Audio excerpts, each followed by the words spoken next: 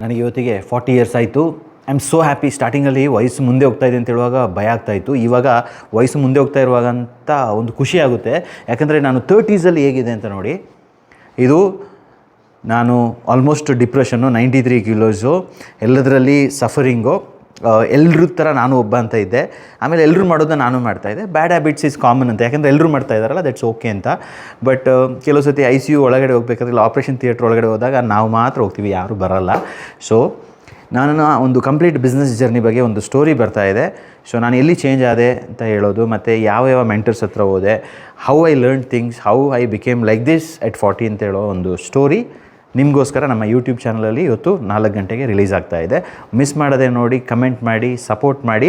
And I am super excited to be 40. Super excited. Thank you.